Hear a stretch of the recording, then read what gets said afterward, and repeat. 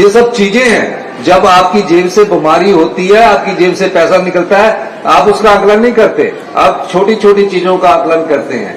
इसी प्रकार जितने सरकारी कर्मचारी हैं, हमने सरकारी कर्मचारियों को ओल्ड पेंशन स्कीम दी और मैं आपको बताना चाहता हूं भारतीय जनता पार्टी की केंद्र सरकार हम पर दबाव डालती है कि ओल्ड पेंशन स्कीम को आप बंद कीजिए। जिस दिन हमने ओल्ड पेंशन स्कीम दी, जितने भी यहां सरकारी कर्मचारी है, उसी साल हमारे 1600 करोड़ रुपया बंद कर दिया गया। ओल्ड पेंशन स्कीम मैंने कोई एमएलए राजनीतिक लाभ के लिए नहीं दी। ओल्ड पेंशन स्कीम तो हमने पहली कैबिनेट में दी। हमारे चुनाव तो 2027 में होने थे, हमें ओल्ड पेंशन स्कीम 2027 में देनी चाहिए थी ताकि हमें राजनीतिक लाभ होता, हमें वोटों का फायदा होता। लेकिन हमने वो दृष्टिकोण नहीं रखा, हमने मानवीय दृष्टिकोण रखा, हमने सामाजिक सुरक्षा का दृष्टिकोण रखा और हमने ओल्ड पेंशन स्कीम दी। जहां आपका जो ओल्ड पेंशन स्कीम में जो एनपीएस में कर्मचारी थे, उनका जो ईपीएफ का अंशदान था जो पेंशन फंड में जा रहा है, और सरकार आप 12% देते थे, हम 14% देते थे, वो अंशदान 10,000 करोड़ रुपए का है। 10,000 करोड़ रुपए का अंशदान भी हमें वापस नहीं कर रहे हैं, कह रहे हैं कि आप एनपीएस में जाओ। मैंने कहा नहीं, हमारी सरकार पर जितने भी आर्थिक संकट लगा दीजिए, चाहे कितना भी हमारे को आर्थिक कष्ट आप दे दीजिए, मैं सरकारी कर्मचारी और अधिकारी जिन्होंने प्रदेश के विकास में नई गाथा लिखी है, उनको हम बुढ़ापे में सामाजिक सुरक्षा देंगे और अंतिम सांस तक हम उनको ओल्ड पेंशन स्कीम देंगे। इसके साथ ही आज मैंने विधानसभा में कहा, जो नई नौकरी लगने वाले हैं, जॉब ट्रेनी जो लगेंगे, उन्हें भी हमारी सरकार ओल्ड पेंशन स्कीम देगी ताकि उन्हें बुढ़ापे में किसी और के और हाथ देखना ना पड़े, किसी और के पास हाथ फैलाने न पड़े। ये हमारी सरकार की संवेदनशीलता है। मैं देखता हूं कई बार पेंशन करके पेंशन जो कर्मचारी है वो मांग करते हैं। पेंशन तो हमने किसी की नहीं रोकी, पेंशन तो सबको मिल रही है, लेकिन वो कह रहे हैं कि 10 हमारा जो एरियर है वो मिलना चाहिए। हम उनका एरियर भी देना चाहते हैं, लेकिन भारतीय जनता पार्टी की सरकार से उन्हें पूछना चाहिए।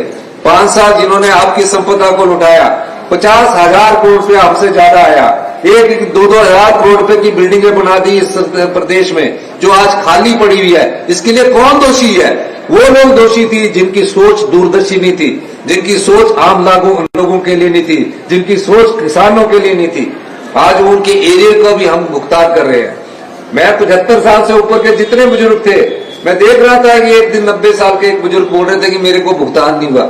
मैं कह सकता हूं कि 75 साल से ऊपर का किसी का भी एरियर नहीं बचा है, और 70 साल से ऊपर का जो कुछ एरियर बचा है 20% 90 करोड़ रुपए के करीब है, उसको हम इस वित्त वर्ष में देने की कोशिश करेंगे। और बाकी के एरियर को भी जैसे जैसे हमारी आर्थिकता मजबूत होती जाएगी हम उस एरियर को देंगे। तो थोड़ा सा हमें भी सहयोग करना चाहिए, क्योंकि ये सब चीजें हम भविष्य में उस युवा पीढ़ी और उस समाज के लिए करने जा रहे हैं ताकि प्रदेश अपने पांव पर खड़ा हो, आत्मनिर्भर बने। और आत्मनिर्भर कोई परिकल्पना नहीं है, एक सोच है, एक व्यवस्था है। उस व्यवस्था को परिवर्तित करके प्रदेश आत्मनिर्भर बनेगा, क्योंकि हमने पिछले 3 सालों में जो आपकी संपदा थी, जो आपके पैसे थे, जिसका आपको अंदाजा नहीं है, इस कुर्सी पर बैठकर मुझे अंदाजा हुआ 3,000 करोड़ रुपए आपकी संपदा को लुटा दिया जाता था।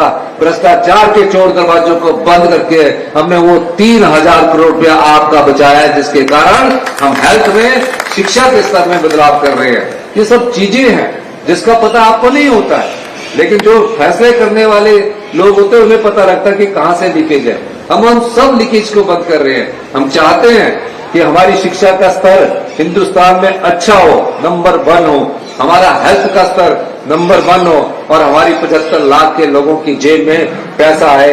इस प्रकार का हम व्यवस्था परिवर्तन के द्वारा नीतिगत बदलाव कर रहे हैं। और मैं दावे के साथ कह सकता हूं 2027 में हम इस प्रदेश को आत्मनिर्भर बनाएंगे, और 2032 में आप गर्व से कहेंगे कि मैं हिमाचल प्रदेश का निवासी हूं, मैं उस हिमाचल प्रदेश में आया हूं जो हिंदुस्तान का सबसे अमीर राज्य होगा।